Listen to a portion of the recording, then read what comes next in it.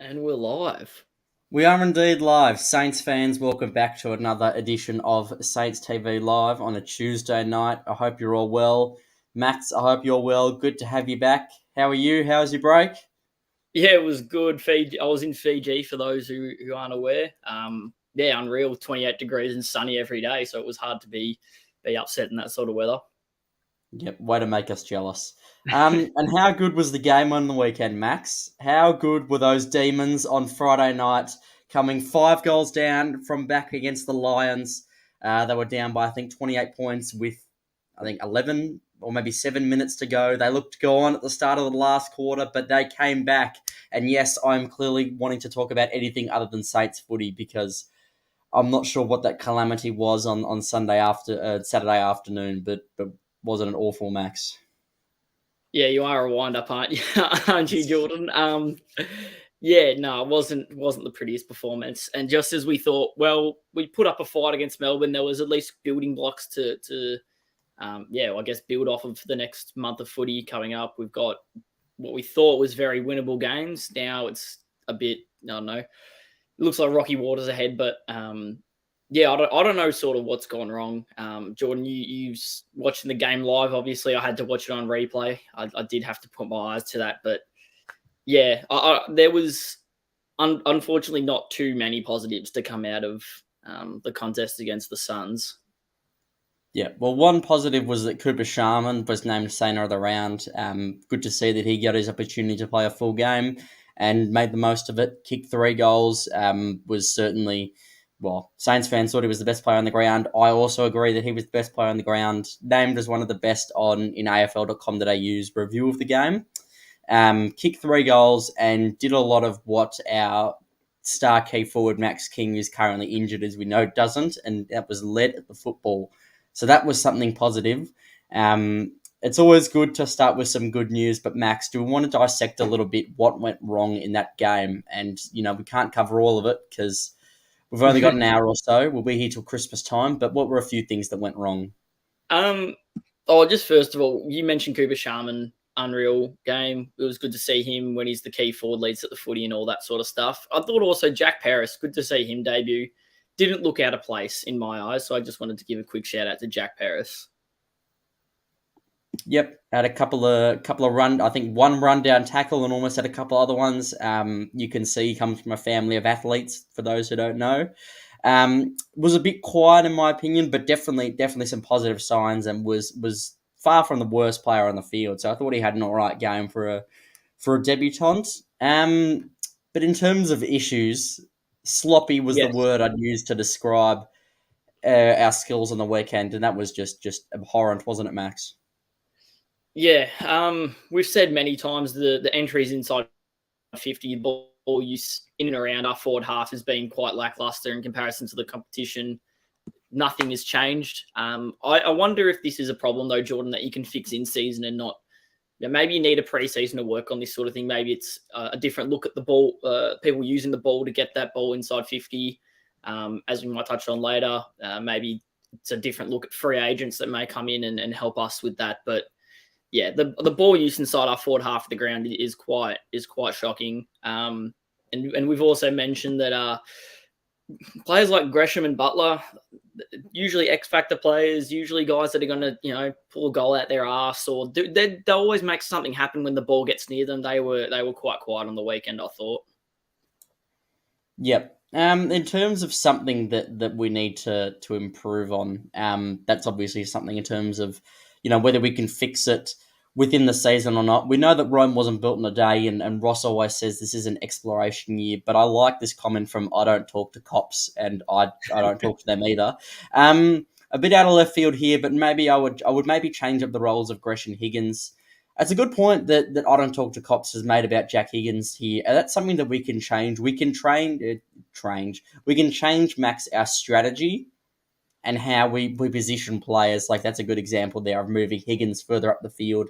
Unfortunately, Higgins came to St Kilda to spend more time in the forward line and not in midfield like he did at Richmond. When Damien Hardwick would put him there because of Richmond's stacked forward line. But that's maybe something we can try. Ross can throw Higgins in the midfield for a bit. That can maybe improve our delivery inside 50. But yeah, probably needs a pre-season of work. In terms of the inside 50s, we did lose the inside 50 count 48 to 52. 48 to 52. But the AFL average is around 50 to 55, so low 50s. We weren't horrible in that department. We were pretty much average, but it was more so the entries, like we said, inside 50 that really let us down, and our inability to win the ball and find goals. Mateus Philippou is a player that's got a lot of intrigue at the moment. Max, obviously a superstar of the future, but only had 7 disposals before kicking a goal, and then was quite finally subbed out as soon as he kicked the goal. So that was clearly a decision made before he kicked it. Is it Sorry, time for... Sorry. that was a comment on that, Jordan. Guy Thomas reckons that was the worst decision on field, was subbing Philippou after he's kicked the goal. That's not the first time Ross has subbed someone after kicking a goal. But I think that decision had to have been made in advance, Guy. There was the tactical sub isn't just made, all right, in 30 seconds Ross decides, all right, screw it, we're going to take this player off. Like, no, that's a decision made minutes in advance. So unfortunate timing, but he only had 7 disposals and no shots at goal before then. So Max, do you think it's time to give young Mateus a rest? Yeah, so I'll say it's weird because every time we sort of got into this discussion of whether the young kids need to have a rest off, it always seems to now come up against a team that's very beatable. Like we've got North Melbourne this week, and then the week after we've got Hawthorn. Do you really want to be resting your players when they can potentially find a bit of form in a game like that? Or do you just say, no, we're going to play the senior guys and then bring them back in against the top 4 or top 5 side? Like it doesn't... I think if you sort of take them out of the side in this part of the year, it's like, well, will they make their way back into a side? I think that's the worry I have if we rest someone like Mateus Philippou. Not saying that if he was rested, that's definitely not the wrong decision, but I just find it hard to see him getting back into the side if he's rested this week. Yeah, well, I mean, players will obviously, play a bit better than they will against other teams when you're up against someone like North Melbourne, who's, fair to say, not of the highest caliber this season.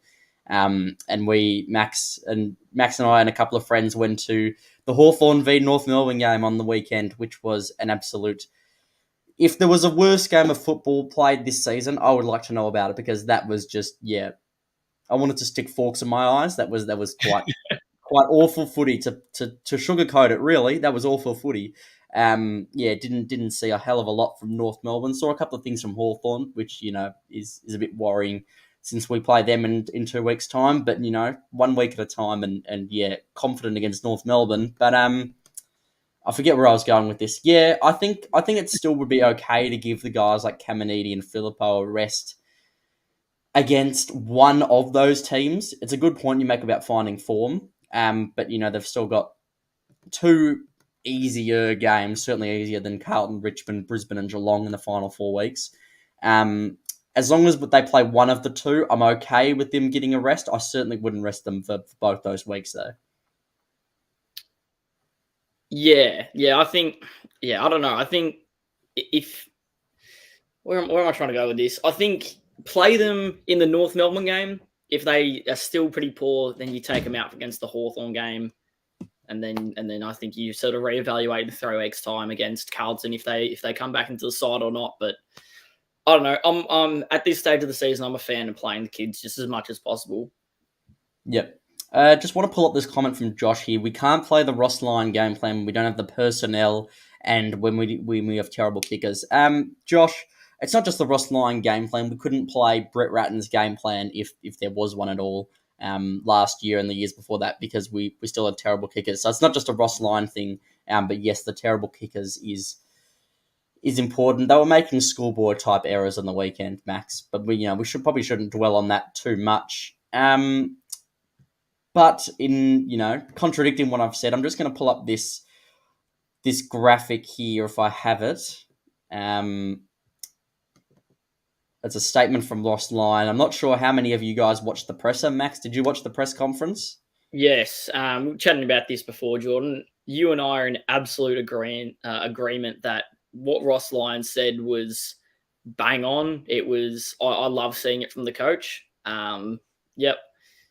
He, in essence, Ross Lyon pretty much said, not the most flattering photo of him, but nonetheless, um, in essence, he just said that when the top players aren't fit and firing, or they're not up to their best, there's not a lot of support, and we're not at the moment, we're not playing well enough to deserve a spot in finals, let alone in the top 8 right now.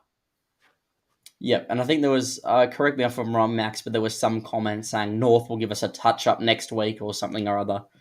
I think he said something along those lines, if I Yeah, remember correctly. he said we'll struggle to play against the likes of North and Hawthorn in the next 2 weeks, or something along the lines of, which maybe that's a little bit harsh, but I don't know, that the last, well, especially after the last sort of 5 weeks, it hasn't had much confidence going into the next 2 games. Yep, but Sainers, let us know your thoughts on what you thought of the Ross Lyon press conference. Max and I clearly both agree with his statements. A little bit harsh, maybe, but he's telling it how it is. Our depth, he knew. I think all of us knew that going into this season, our depth was subpar. We're not. I don't think. We're certainly not a top 4 side. A couple of us would agree that we're not a top 8 side. And our depth is certainly a weak point, because our top 5 players are right up there, but in terms of everyone else, quite poor. Josh thinks it was a good presser. Beth was talking about the photo that we had of Ross Lyon up there. Looks like an attempt to hypnotise. I agree. Wasn't the most flattering photo of Rossi. But maybe if he can hypnotise a few of our players into playing well, maybe that'll change things up a bit. Interesting question by Dale here, Max. I want to get your thoughts on it. Should we throw the kitchen sink at Brodie Grundy? It was funny. I watched a what was it? The Footy Classified, like how they put their 4 5-minute clips up on YouTube, and I was saying that there was a question asked if 3 teams can pay for Brodie Grundy's salary. So Collingwood obviously are paying about 350 right now to Melbourne to accommodate for Brodie Grundy's salary. If Melbourne want to get him off the books, or at least off the list, they would have to pay a little bit of his salary. And you could almost get him for cheap as chips. So, you know what? If he's only worth to us about 250, 300K, why not? Why not? But legally, Max, is Collingwood not... Collingwood have a contract with Melbourne. They don't have a contract with a third party. So are they legally absolved from paying it? Yeah, I'm not sure. That was the debate that they had on Footy Classified, that all the panelists thought that a 3-team payout is possible, because they were talking about, not that the Cats need another bloody free agent at this rate, but Brodie Grundy going down to the Cattery and being the number 1 ruck down there, and the Cats in the Cats BS ways, getting in for cheap as chips. Yep. So I'm of the opinion that Brodie Grundy has not had a good season, dual rucking with Max Gawn, and Rowan Marshall has had a terrific season. I'm not sure why that we would... Rowan Marshall's had a great season in the ruck as the primary ruck, even without Tom Campbell in any game. He doesn't need that support we've showed. It might be good to bring Tom Campbell in. We'll discuss that later. I feel like we say this every bloody week. Talking about bringing Tom Campbell in, and we say, yes, we should bring him in. But yeah, I can't see the need for Brodie Grundy, and it looks like there's a lot of people that agree with that statement. Chris Williams doesn't seem to like Brodie Grundy with St Kilda. Beth agrees. Simon doesn't think that Brodie's hungry. Andrew, no Grundy. Yeah, Simon, big pay packet, no. Josh, no Grundy. I don't think we need Brodie Grundy, but interesting comment here from Big Man, and I completely disagree with this one. I would sack Ross Lyon. I'm not sure if this is a troll comment. I'm not sure if you can sack a coach just 6 months into the job, to be honest. I think he's shown from the first 4 or 5, even the losses to Collingwood and Port Adelaide, that when the players are firing and listening to him, the game plan works. And when they're not, and when we hit that mid-season blunder, and I'm not sure whether that's his fault, whether that's their fault, whether that's management's fault, they can't win games and they play some pretty atrocious football. So I'm of the opinion that we should not sack Ross. And Max, I'm almost 100% sure that you'll agree that we should keep Rossi. Yeah, it's as you keep saying, Rome wasn't built in a day. We've signed him 4 years, and we're expecting in that third and fourth year that we're not only in finals, we're winning a couple games, going deep into finals, hopefully to a grand final. I think that's the expectation. I know the Saints haven't posted like a timeline or a time frame of when everything needs to be done, because we all know those don't work out. But look, it's the exploration year. No one expected us to be in this position at all. So I find it, as we'll mention with some of the journo comments later on in the show, Jordan, I find it really ironic that a lot of the journos are now saying, oh, is it a failure for Saints if they don't make finals, when at the start of the season predictions, they all had us pegged for bottom four. So yeah, I'm not sure. We've exceeded expectations in comparison to what everyone else outsiders thought of us. But then if you look at it side by side, as opposed to next year, wins and losses, yeah, we're the same. But I do think we've improved as a whole, or at least there's definitely more things that we're a bit more aware of than this time last year. Yeah, well, that answers my next question, Max, and I'm going to bring up this take from Kane Collins. Kane Collins said last week, I'm not sure whether they're a better side this time this year than they were this time last year. So, yeah, if you want to reiterate your point on that, you think we're a better side than we were, but the numbers just don't back it up. Yeah, well, Kane Collins is an idiot, so not sure what he's talking about. Maybe just trying to get a headline or a bit of extra change in his pocket. But look, the wins and losses. When you can't, I don't think journos can say stuff like that when they pegged us to be worse than last year. And then there was also a few comments about, I think, between Cara and Corns, that Ross's attitude when we were up and about and he was up and about. Like, we won the first 4 games of the season, and Ross Lyon's attitude was, very, very positive and very happy. And now we've lost 4 of our last 5, and his mood's gone a bit down. And they're acting, well, why have you changed your mood this year? It's like, of course you're going to be happy when you're winning and a bit upset and a bit grumpy when you're losing. Like, that's just, sports, and that's life, I guess. But anyone's trying to make a story out of nothing. But sorry, going back to the point of if we're better than we are this time last year, I think we are, because our defensive structure is a lot better. We leak less points. If anything, I think we're worse going inside 50, which probably the numbers back that up. But as a whole, we're better, and we're experimenting with new players, different parts of the grounds. Haven't had a full list all season, so I think for those few reasons we're better. Yep, and I like this comment from Beth. We are factually a Mateus better than 2022, and factually maybe an improved Mitch Owens better than 2022. So, yeah, I think we've made some decent strides. The wins and losses record may not reflect that, but I'm not sure what a percentage was at this stage last year. Percentage for me is always a good indicator of where a team's at, and if I'm not mistaken, we finished with a percentage below 100 last year. And usually if you finish with a percentage, if you think about it logically, you're scoring more points than you concede. You're typically, mathematically you're better than your opposition. So to have a positive percentage at this stage of the season is a real positive. But we'll go into the list, and we both agree, Max, and Ross Lyon agrees with us. The list isn't good enough. So what do we need? And we saw Jake's post earlier in the week, photoshopping Bailey Smith in a St Kilda jersey. We know last year Bailey bought a house in Windsor, so sort of in the St Kilda area, in the southeastern suburbs. But who do you think we should go after, Bailey Smith? Yes, and Jordan, what I find amazingly funny, we were chatting about this, just before the show started. What was it, 5 weeks ago when we did our mid-season review, or we did our mid-season rant, or whatever it is, our vent? I jokingly said, we'll go after one of the Dogs midfielders like Bailey Smith.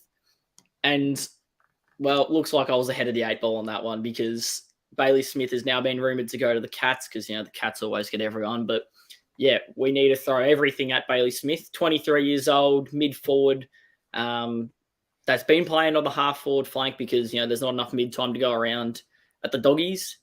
He's exactly what we need. Bigger body, can break away from packs. I reckon he's a game winner. He can win the game off his boot, and he showed that in the finals in 2021. I think it was against Brisbane. Skillful. Sorry, Max, and skillful too, which is exactly what we need. Yeah, awfully skillful. He what was the? I'm pretty sure it was the game against Brisbane. He kicked the goal on his left boot to win it in Tasmania. Was it not in 2021? No, is that the Gabba? Oh, it was at the Gabba. Yes. Yeah. Yeah, just unreal stuff. And he's only 23 years old. Fits our timeline perfectly. And there was a comment that I saw before by Hippo. We're 3 years away from having a decent midfield, and whilst that's not a bad call, I want a good midfield next year. I want a So I'm good so midfield now, Max. To be perfectly honest, oh, I want it this week. If something can change, if you know, if they can build Rome overnight and transfer that energy to the St Kilda Football Club's midfield, then I would love that. But yeah, I think Bailey Smith would be a good addition for our club, and not to toot your own horn, I guess. Calling it before it happened. I'm sure your medal will arrive in the mail sometime soon, Max. But yeah, a couple of people excited. Josh is wanting Baz. Oh, sorry, wrong comment. Guy says I agree. Get Smith. Yeah, there's Chris a few says others should around throw here. everything at him. I'm sorry, I'm just reading through a few of these. I don't want to pull up the wrong comment to contradict our point, Jordan, but let's just leave it there. Sorry, I'll let you go with that one. I'll let you go with your. I was just going to move on to the next player that we have on our talk run sheet is TDK, Mr. Tom De Koning, who is likely to re-sign with Carlton. The news is reporting following their unfortunate for us, especially unfortunate for me because I bloody hate Carlton. Following their 4-game win streak of 50 plus points, he's likely to re-sign with them. But would you go after Tom De Koning? I would. It seems he's had a chat with Paddy Cripps and towards his attitude towards the game and really fixed his behaviour and attitude off the field. We know that he was dropped earlier in the season not because of form but because of his attitude towards football. So it's good to see him turn that around and hopefully he can maintain that good attitude in red, white, and black next season for the right price, I might add. Max, what are your thoughts on TDK? No, I don't want him. It's Okay, clear that. all right. All right, moving on. I was just going to say, it's clear that Ross Lyon doesn't want to play 2 rucks because otherwise he would have experimented with Tom Campbell this year.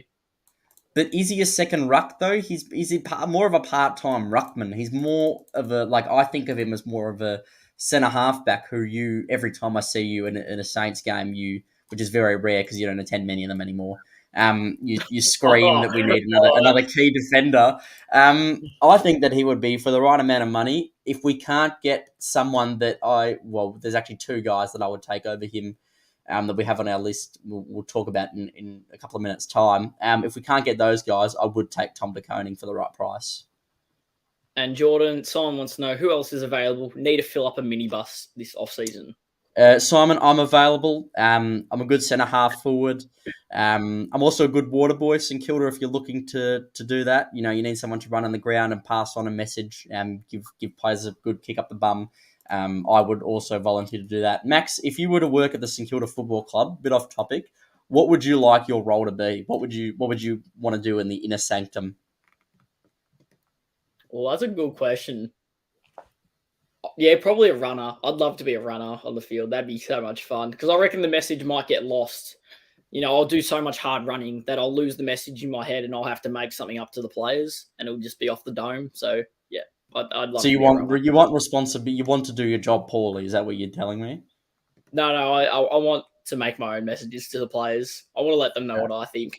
I think what would be a cool job. I'm not sure how many of you, those watching, the Saints social media team is quite good. I'd like to join them, and I'd like to know who's doing all these cool designs because some of the ones recently against the Demons, the invitation with the MCC style, to mock all the Demons fans, and the ones even though we didn't get up against the Gold Coast, but the one.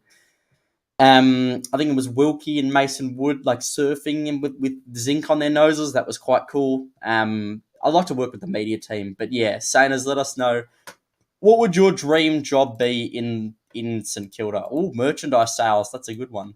The merch has been absolutely unbelievable this year, so yeah, that's a good call. And Jordan, I don't mind yours. The media team has probably been our biggest asset this year. They've got us through some pain.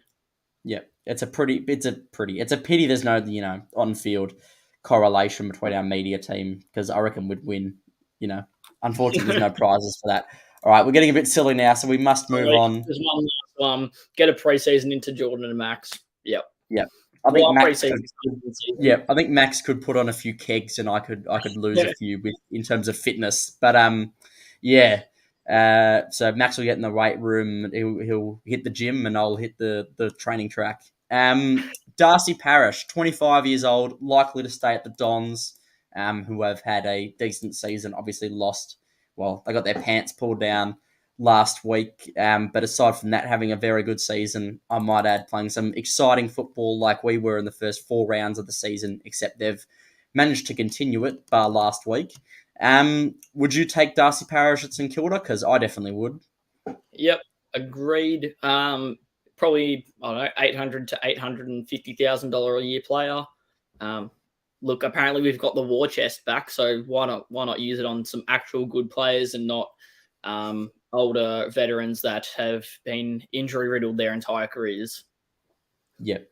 I'm sure somewhere someone's. I hope Stephen Silvani is not calling Dan Hanbury to see what he's doing.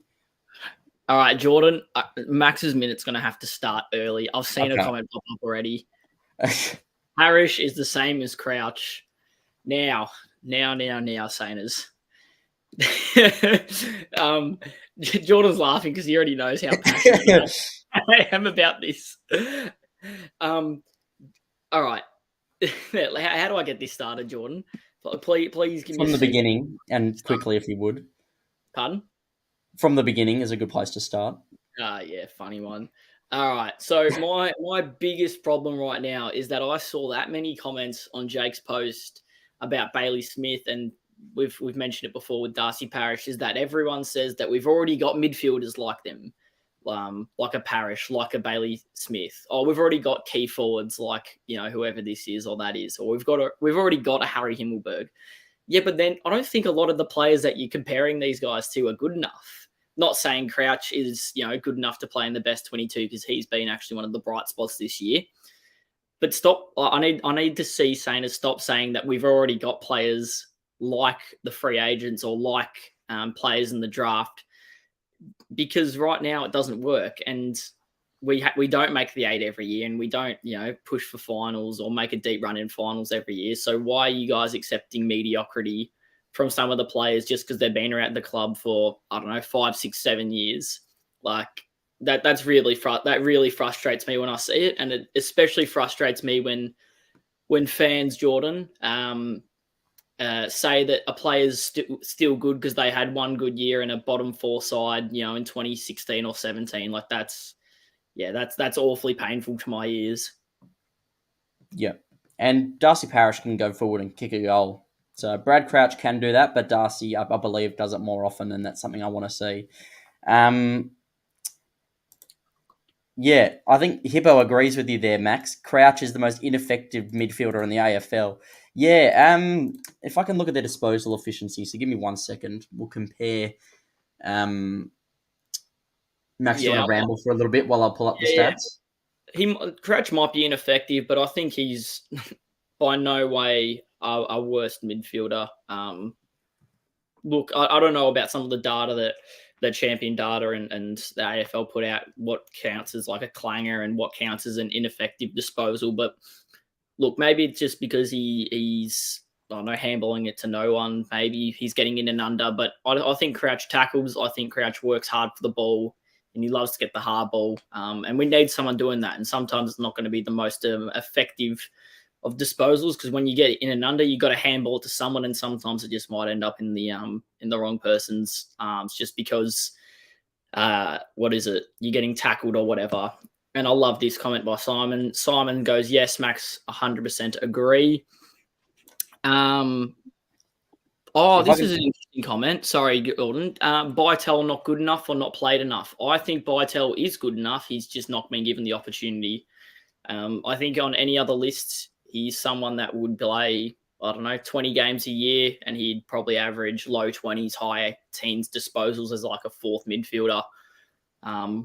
Going through another AFL team. I really rate Jack Bytel, and I think he is good enough. So yeah, I'm not sure what's going on with Jack Bartel this year. Yeah.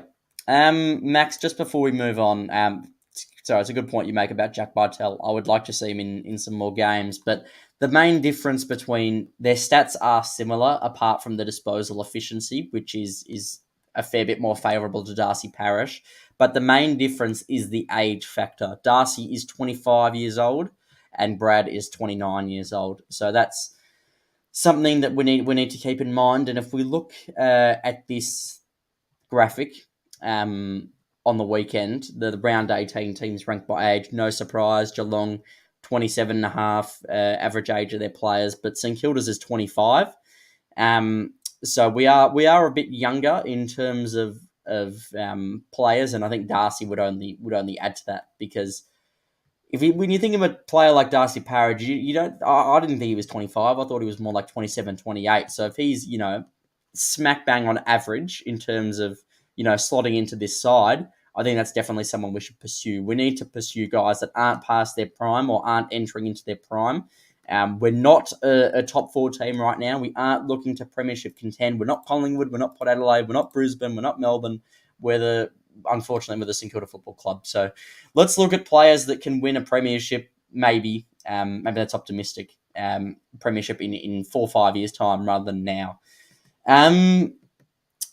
Next player on our list, Max, and you alluded to him a bit earlier, is Harry Himmelberg. Looks like he'll either stay, where the Giants are doing quite well, just quietly. Knocked off Adelaide at home last week. It looks like Harry Himmelberg will either stay or go to Sydney or Richmond. So he looks off, but I would take him in a heartbeat, and wouldn't you? Yep, agreed. There's a few I think I've listed on that free agency list, and we've spoken about all of them. As you just mentioned, Himmelberg more likely to stay at GWS than not. He's exactly the player we need. Tom Barras would be probably my pick of the 3 I'm about to name, but he's rumoured to go to Sydney. And then Asava Radaglia, who I think is probably the most gettable out of the 3. He probably is a little bit worse off than the other 2, but Jordan, this fascinated me when I did the research. He's only 23 or 24 years old. Yeah, I wanted to get him. I when Port Adelaide wanted to get him this summer, I was saying, I can't remember who I was saying it to you. Maybe it was you, maybe it wasn't. So I'd like my medal for putting his name in the hat. But I really wanted Asava because he would have come cheaply. He would have only, I think, Port Adelaide, if my memory serves me correctly, which I'm sure some of you might know. I've seen that my memory's all right. Asava was. Geelong asked for a second round pick, and Port Adelaide were only willing to offer a third, and weren't willing to come to a compromise. So I would have given up a second round pick for him. Absolutely. Who'd we take in the second round this year? James Van Ez, Ollie Houghton. I wholeheartedly would have given that up for Asava Radaglia. I wouldn't have given James Van Ez up.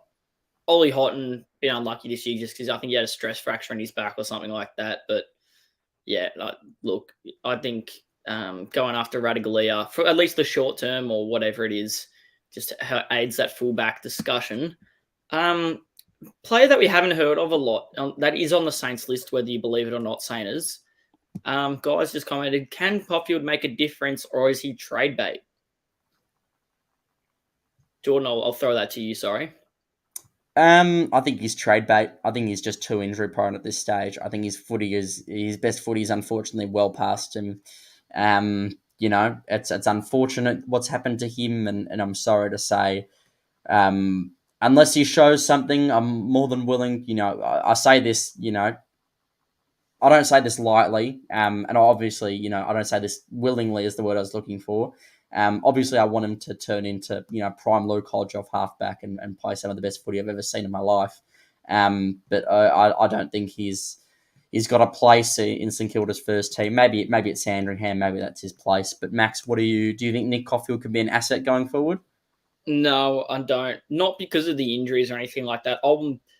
Look, we're being very harsh on a 22, 23-year-old kid who's coming off an ACL tear. And just hasn't, been lucky enough to get his body right for 2 years. But there's definitely a team out there, maybe not this off season, but definitely next off season that would have a stab on him. Just because players like Caulfield are so low risk, high reward that you can get him for nothing, but he's still young enough where his potential can blossom and sort of go anywhere, I guess. But I think he's not tall enough as well for the sort of player that he wants to play as. I remember he played a lot of intercept. He was a great intercept marker, but he's not a massive sort of key defender off halfback or anything like that. And he took a lot of great marks up on the wing, but Cal Wilkie's sort of doing that now. And so you look, can he play as a small forward? And you go, well, Patton and Webster are probably and Stocker are probably the three of that you're going to pick between each week. So yeah, I'm not sure what's going on with Caulfield. Hopefully he can put his body right and prove both Jordan and I wrong. But yeah, at this rate, he's just trade bait. Yep. Interesting call from Wayne. Wayne, with all due respect, there is no hope in hell that we are getting a first round pick for Jack Billings. Let me tell you that now. He is not worth a first round pick. Whether or not you want to see him go is a question for another day. But yeah, Max, can you see us getting a first round pick for Jack Billings? Because I can't really. Tassie might give us a first round pick for Billings. Yeah, if they're silly enough. But you know what they say: two heads are better than one. Am I right? Okay, we might need to move on because these jokes are getting worse and worse.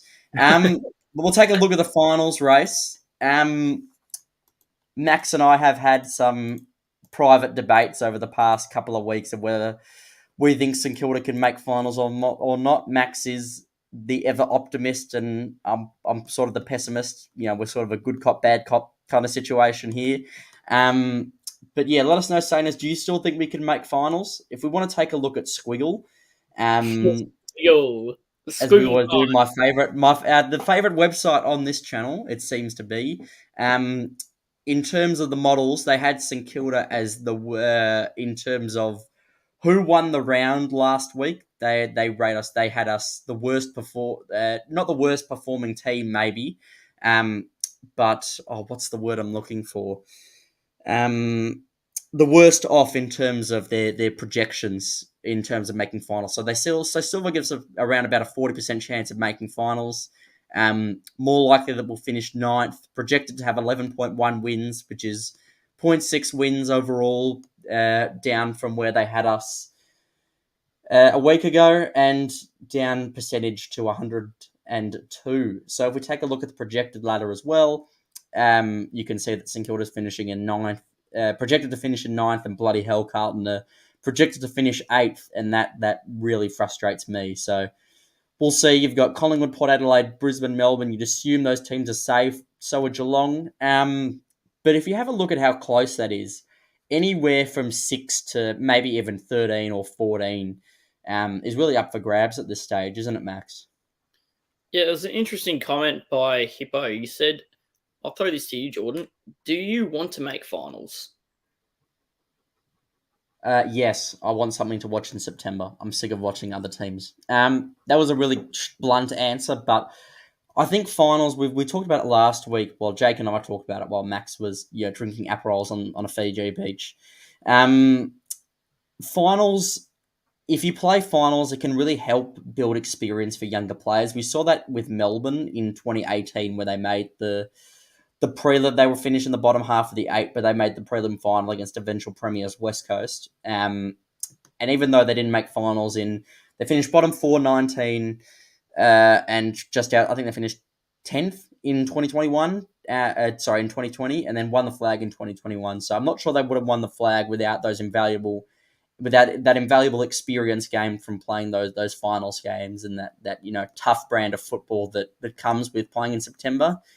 You've got to have a certain type of mentality and know what it takes to win in September. So the fact they were to bank those 2 finals wins was crucial, I believe, to them winning the flag in 21. But let us know what you guys think. Francis reckons finals are irrelevant. Need to prep for 2024 campaign. So many spots up for grabs. It's exciting. I don't think finals is irrelevant. I think Saints fans are really impatient, Francis. I'm certainly impatient. So I'm not sure I speak for the masses. But yeah, Max, do you want to make finals, Max? Yes, for pretty much the same reasons as you said, because it builds experience among the core group, even if it is only for one game. As much of I'd hate this as a fan, but I think I'd love this. Looking at it from an outsider's perspective, I'd love to make finals and play out of state. I'd love to play a final in, let's say, Adelaide against the Crom, or probably not against the Crom, but maybe Brisbane drop down to 5th and we make 8th spot or something like that, or Sydney finish 5th and we finish 8th or 6th and 7th, like something like that, where we play a finals game away on someone else's ground and they've just got 60,000 fans barking at the Saints the entire game. I think that's sort of the best environment for the Saints or the boys to learn what a finals atmosphere is. Feel the hunger, feel the tension in the air and all that sort of stuff. And then when they come finally play a finals, hopefully next year in the home, at home at Marvel, it's with all Saints fans cheering and supporting them, and there's a bit more love. And I don't know, it just gives it a different look at, maybe what the future years have got to come for. Yep, and it seems this comment from Tom also agrees with your statement there, Max, which is why I pulled it up. I would like finals so that these young boys get their first taste of pressure of the finals. Yep, exactly what we're trying to say. Does Ross even want to make finals? I think he does. Ooh. Doesn't seem like the players do, but I think Ross wants to make finals. The difference in people say, oh, I'll play the kids and draft picks and whatever. The AFL draft is not like, for those who watch basketball like Max and I do, the AFL draft is not like the NBA draft where there are clear, you got the top 5 picks and then, but even like the top 10 or 15, like in the draft lottery, you can tell who the stars are going to be. Like when a player like LeBron or, you can see who the stars are. It's quite more of a crapshoot in the AFL. It's not quite as clear cut. We've seen that, from drafting Jack Billings over, who was it? Marcus Bontempelli and drafting Paddy McCartan over Christian Petrarca and Caulfield and Hunter Clark over Aaron Norton. So the difference really between, finishing 7th and 8th and getting that, pick, anywhere between 10 and picks anywhere between 8 and 13. It's not really a huge difference. So maybe the top 3 are clear cut. Obviously, Harley Reid this season we know is probably superstar of the game in future, but it's not quite as obvious who the stars are going to be, and it doesn't really matter. And in terms of interstate teams, usually pick interstate players because they want to keep them, so it doesn't really make a huge difference at this point in the season if we make finals or not. And hopefully that made sense, Max. Yep, that made sense. Dale's brought up a good comment. It's a bit similar to the NFL draft where you've got like 8 or 9 rounds or something like that. But Tom Brady was pick 199 testing my memory, I think it would have been 1999 or 2000. I think that pick is supposed to say 199th pick in the draft, but yeah, it was either the early 2000s or the late 90s because he played like, I don't know, 50 years in the NFL, it felt like. But yeah, I think the AFL draft is more closely aligned to the NFL draft, where you can find steals and diamonds in the rough, in the 4th, 5th round, not just to the top 10 picks. Because I think, as you said, Harley Reid's probably number 1 or guaranteed number 1, and Nick Watson, I think, is probably the only other one that's guaranteed a top 3 spot. He's a small forward. There's a key forward. I forget his name because it's not Cadman, but it's, I don't know, anyway, he's like a 190-something centimetre key forward who might go in the top 5. But yeah, there's not a lot of names outside of them 3 that, really jump out to you. So that means anyone can grab them and hopefully make a good player out of them. Yep. If my memory serves me right, Max, I think Tom Brady was drafted at the turn of the century in the year 2000. So it was 2000. Yeah, but it was okay. Yeah, you're pretty close. I'll give that one to you. All right. Well, we might move on a bit from the finals race and look more so at next week, just before we sort of get towards that wrapping up stage of the show. The injury list. We can see there on screen, Jack Higgins will return to the side if he passes a fitness test this week. He's recovering from a knee complaint. Zane Cordy is recovering from a concussion that he sustained against Melbourne, and It's been 12 days now, or it will be. I'm not sure. Yeah, it will definitely be 12 days by North Melbourne, but still in doubt because still what's the word? Still demonstrating concussion symptoms. And obviously, it's really important to protect players' heads. And any sign of concussion symptoms, they are to be kept on the sidelines, which is a real shame because Zane Cordy was really good against Melbourne for the quarter and a bit that he played. Billings is a while away. Membry with a knee injury and Ross with a hamstring are at least 4 to 5 weeks away. And Max King is progressing well following a shoulder arthroscope last week, which I have no idea what that means. But I guess some sort of medical, some sort of uh, medical imaging or something or other. I'm not sure it was a procedure, but yeah, I'm sure they looked at his hamstring in depth. Hamstring, shoulder in depth. There's a reason we're lawyers and not doctors. Yeah, well, we're not quite lawyers yet, Max. But who loses and who keeps their spot on the side? We know that the Sandy Zebras had the bye this week, so we don't have any stats to go through.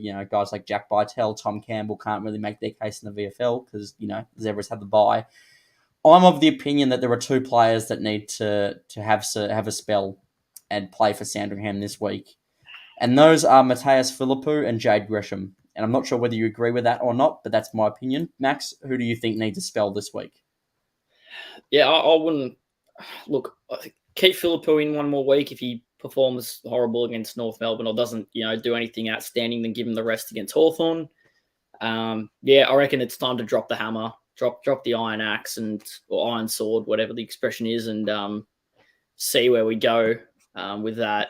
Let us know, Sanders, who you think ins and outs should be. And I just want to pull up this comment because there was rumours of Max King returning in about around 23 or 24. I 100% agree with Josh Taylor.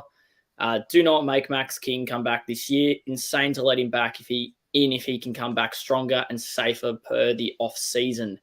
Apparently, there's no more further damage that can be done to his shoulder, Jordan. But look, I think that there's no reason to bring him back in unless we are in finals. But even then, it's sort of just like let him have the year off. You don't want him popping a shoulder or dislocating a shoulder or, I don't know, for whatever reason, doing a hamstring or something. Like, there's no reason. I was about to say, Max, people forget that there's other parts of the bodies parts of the body. So if he's not, I've never been a fan of playing people who aren't 100% unless they're a superstar and it's a grand final. And certainly St Kilda won't be playing in a grand final this year. I can say that with the utmost confidence, and no one will berate me for it, I'm sure. But if you're protecting your shoulder, which consciously or unconsciously will be protecting his shoulder, leaves other parts of his body vulnerable. And that's what we don't want, the Ferrari to get injured further, whether it's his shoulder or not. So you make a really good point with his hamstring there. I think keep him on the sideline unless he's 100% fit. I'm not sure if Jack Hayes is 100% ready. I couldn't see him on the injury list, but I don't think that I think it's more so they're being cautious with him and not letting him return. But that is, if Caminiti doesn't have a good game against North Melbourne, bless you, Max. If Caminiti doesn't have a game against North Melbourne, it doesn't have a good game against North, and Jack Hayes is ready, that is a change I would swing against Hawthorn. What do you think about that? Yeah, Hayes has only played one VFL game to my knowledge. So yeah, let him have a little bit more time at VFL. I'd actually like to see Hayes and Caminiti in the same side. They're my two favourite players in the list right now. So as well as Hunter Clark. So I'd like to see all three of them play in the starting 22. So please just bring Hayes in, bring Caminiti in, and let them do their work. Yep, I've got a question for the audience. If you were playing for St Kilda, what position would you like to play? Would it be maybe a midfield? I'm not sure why I've asked this question. Maybe I'm a little bit stalling for time. But where would you like to play? Would you like to be in the midfield? Would you like to be, playing in the forward line, taking marks? Where would you want to be? And what number would you like to be? Whether that's, number 12, you idolise, Nick Rewalt, growing up. I certainly did. I would like to wear the number 7 personally. I'd take that off Naz in a heartbeat if you'd let me, and play in midfield. Max, where would you like to play? I'd love to play off halfback or on the wing, probably halfback though. That'd be my favourite spot to play. What number would I like to wear? Probably 10, just because nothing to do with St Kilda, but that's just my number. I've always worn that, so I think Machito Owens wears that now. And then if I can't get number 10, I'd probably want number 3. Go as low as possible without being number 1. Yep, I love this comment from Tom. The bench. Wayne would play in the forward pocket. Beth would play near Cal, learn a thing or two. I like that answer. The wing where Hill plays. Josh would play on the midfield, diving on the ball, considering no one does it besides Hannah Clark and Jones. That's a good point. Zach Jones is a bull. Andrew can run like the Clappers. What are the Clappers? I don't know. Maybe that's one that Jordan, you and I are not old enough to understand. Maybe. Oh, sorry, I was just bringing up. You go ahead. Yeah, I would just say Dave is going to be a forward pocket because he's 5'0" and 5'0" and a half, and he would wear the number 11. Love that awareness from you, Dave. Max is actually 6'7", believe it or not, and Mark believes that he would be a good fit in the ruck. I could see you in there in the ruck, Max. I think you would dominate against someone like Max Gorn. Yeah, I could play in the ruck against Max Gorn for one centre bounce. Like I could do it. I wouldn't be able to do it again after that, and I probably wouldn't be able to walk. But for one centre bounce, one of those stretches to get you off. Yeah. Yeah, for one, I can do it just the one time. It's like the old saying, you can skydive without a parachute, but you can just do it the one time. Yep. Okay. All right. Do we want to preview North Melbourne for a little bit before we wrap it up? We'll do a mini preview, because if you want to hear a full preview, I'm sure Jake's video will be out. What would it be? Probably Thursday night, and then the boys do a proper preview on the podcast. So we'll just throw our 2 cents in there. Jordan, a few players. I didn't get that. Oh, okay, Could Siri. you try again? Oh, Siri sorry. wants to join the show. Max is just flexing off his Apple Watch there. Yeah, don't put it on camera. Sorry. Yeah, North Melbourne haven't been. Oh, sorry. You go ahead. Yeah, thank you, Jordan. Before Siri interrupted me, I was just going to say there has been a few bright spots for North Melbourne. As much as I don't know, their win losses suggest otherwise. Taryn Thomas, Aaron Hall, and Harry Sheasel, just to name a couple. Anyone that's really gonna tear us apart. I know there's one person that we haven't named that, I don't know, I always get fearful when we play North Melbourne. Yep. The 2 players that are out of form, Ben Mackay, who I saw someone suggested we get earlier in the show, and I'm going to say no because he's been severely out of form, and I still think I'm of the opinion that he and Harry Mackay are still one person. I buy into that conspiracy, to be honest. But yeah, him and Jack Zeeble, terrific captain for North, but a bit out of form. So if we can exploit those guys a bit. The injuries that they have, Aaron Hall is a test for this week. Griffin Logue's done his ACL, out for the season. Tom Powell, I'm not going to lie, I have no idea who that is, but he's out for 3 weeks with a knee injury. Liam Shields is a test with a calf complaint. Jai Simpkin was out with concussion last week, depending on, he's passed the 12-day protocol, but he's in theory good to go for this week. But yeah, if he's still experiencing symptoms, North will probably rest him. And George Wardlaw, who I managed to bowl out in under 14 Sunday B-grade cricket back in the day. Fun fact for you guys. George Wardlaw is out with a hamstring injury, I believe, or at least he's a test. In the last 5 games, North Melbourne have lost to Hawthorn by 44, Geelong by 62, Adelaide by 66, had the bye, which they managed to, scrape away without losing, fortunately for them, and lost to the Doggies by 21 points. So they haven't been travelling well, and thankfully for them, West Coast exists. Otherwise, they would get an absolute pounding by the media. They are flying under the radar at the moment, which is probably good for them because they are playing like sugar honey iced tea at the moment. So they're not playing well. If we don't win, I'll throw my membership away, to be honest. Okay. Well, while Jordan throws his membership, I don't know, in the Yarra River, as I was just sort of saying before, Jordan, we mentioned Sheasel, Hall, and Taron Thomas, probably three of the more informed players at North Melbourne.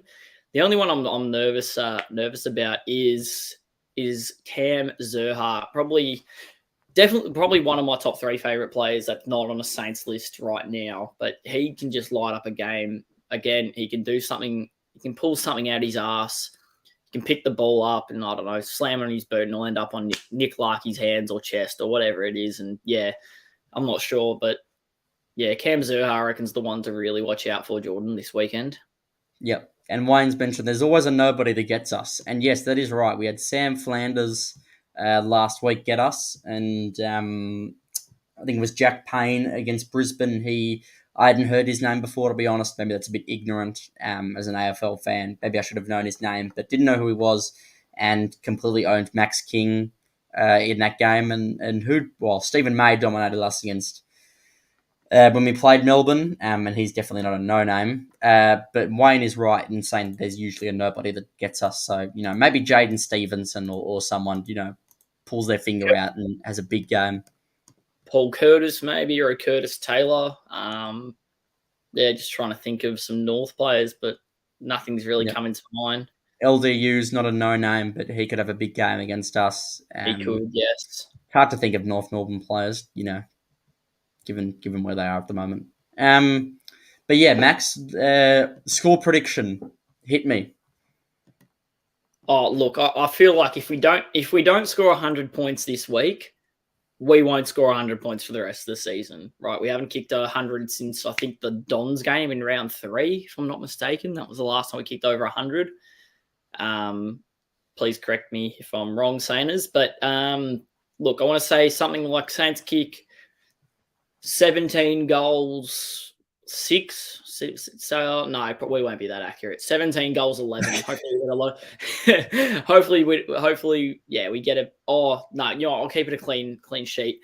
17 goals, 13. So we get 30 looks on goal. We convert more than 50%, hopefully, and we don't let up more than 60 points, 70 points. We don't let up more than 70 points.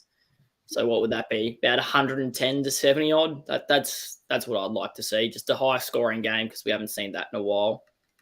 Yeah, and just to correct you, we don't see high scoring games across Lyon.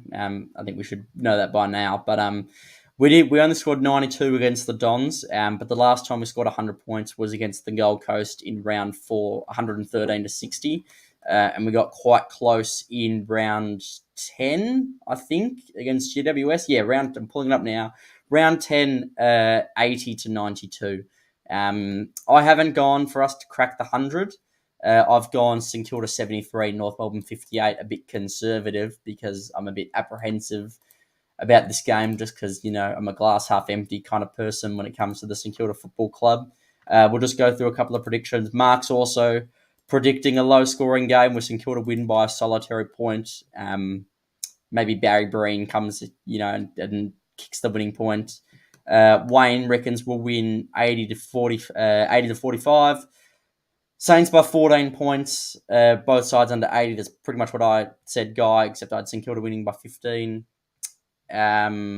Roos by 200. Yeah, look, if that happens, I don't know. I might jump off the Westgate or something. Francis, 100 points is not in the game plan. That's true. Mark again. Saints will bounce back. Beth reckons we'll win by 22 points. We win unconvincingly. Yep, that is a classic St Kilda win. I think that was similar to the score we had against them. It was 34 to 64 last time, so pretty similar. Tom reckons we'll win by 41 points, 93 to 52. And Max, have you got your word wheel ready? Because I'm going to ask you for your word for the week. No, I haven't. I completely forgot about the word wheel. Sorry. Give me a sec, Jordan. Give me 1 second. You answer your word though, because you're always prepared for this. I'm going to say dispirited. I'm a bit let down by how we went on Saturday, to be honest. A bit of a lackluster performance. I'm going to say dispirited. Not completely down, but yeah, lost a bit of hope and a bit of faith in the boys. But hopefully they can prove me wrong. Bet's feeling wretched. Max, have you got your word ready? No, give me a second. I'm still going through all the synonyms of sad. So give me a second until I find one that I like. Okay. Saners, help Max out and help me out by letting me stall for a bit while Max finds his word. Comment your words of how you're feeling. Simon's got trust issues. I hope this is just with St Kilda and not applying it anywhere else. Mark is hardened. Same applies. Max, have you got your word? Please save me. I'm floundering a bit here. Guy is constipated. Okay. I don't know if you. Oh, hold on. No, which way? No, I need to go. Can you? Is that a word you can see that sort of top one there, Jordan? What does that word what's say? The word? I'm seeing a couple. Anyway, it's supposed to be vulnerable. Okay, we can see that. Yeah, that was one of them. Yeah, as a fan, I feel vulnerable because if we lose, geez, am I going to be very upset? Or if we get anywhere close to not a convincing win, I'd be very upset. So I'm feeling very, very vulnerable against the North Melbourne on Sunday. Yep, Wayne is feeling unheveled. I'm not sure if that's a word. Francis has said no big words. I'm on the Johnny Walkers tonight. I hope this isn't because of St Kilda. I would be very upset, Francis, if this was because of the St Kilda Football Club's performance. And as always, remember to drink responsibly, guys. Tony Melinda is feeling flat. Beth's dog is feeling hungry and neglected. Josh has used more than a couple of words here. Pissed off and ready to fire. VJ, I like this word. Deja vu. I really like this one. I might have to steal that for next week because it feels like, we're seeing the same stuff again and again. Like Kane said, similar story to last season. Simon's word, lol. Dave says tormented. But Max, just to end it here, who is the player that you think is due to have a big game? Who's gonna have a field day? Is Todd Gold when we were at the game, Jordan? Todd Goldstein wasn't rucking, was he? No, he didn't play. So I'm guessing did you read him out on the injury list, or was he just out of form? He wasn't on the injury list. Maybe he was just dropped or something. I'm going to look him up. If that's the case, and I reckon Rowan Marshall just absolutely goes bunter against Callum Coleman-Jones, and I believe it'd be Tristan Cherry, who are the two rucks for North Melbourne. But yeah, Rowan Marshall will have something like 30 touches and 50 hit-outs. That's what I hope anyway. Yep, I'm going to go with Mason Wood. Had a couple of quiet weeks. Last week should have been a big opportunity for him to get into the game and didn't really take it. Only kicked a goal. Probably should have kicked a couple more against, they were on the Gold Coast. We really should have beaten a team that shouldn't really exist in the AFL. And up against his old side that delisted him. It was funny to hear a couple of North fans, the game last time against them, they booed him. Not sure why, because they were the ones who got rid of him. He didn't ask to leave. So a bit questionable. But, bit questionable that we went and booed Jason Horne-Francis in round 7. That was very weird. Getting a little bit sidetracked, but yeah, who do we think is going to have a big game? Andrew reckons Higgins if he comes in. Dougal, that would be nice. Beth, Windy is primed. Windy, Jack Paris, Mark and I on the same page. Mason Wood, Windy again. Mark, I definitely copied you, and I haven't got it written down in my run sheet anywhere. Tom says Bytel to come in and win Saunted of the round.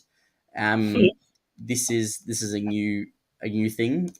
Maybe St Kilda's doing a new sponsorship with a company called Sauntant. Sorry to make fun of your spelling, Tom, but yeah, Bytel to win Saner of the round. That's a big call. I'll be thrilled if that happens. No single effort. Yep, like you're thinking, Guy. It need to be more than one player. Machito Owens, 18 touches and 5 goals. Wowee. Yep. So yeah, looking like a necessary team performance to get over the line against North Melbourne, and hopefully, we don't have our pants pulled down. Yep, exactly right. And on that note, sorry, Jordan, was there? No, that was it. And on that note, Sainers, we're just going to leave it there. Reminder just to check out the podcast, Jake's Saints TV Weekly. and any other Saints content that you haven't kept up to date with if you haven't already. Yep, as always, thank you guys for watching. Enjoy the rest of your Tuesday night and have a great week. Go the Saints. See you guys next time. See ya.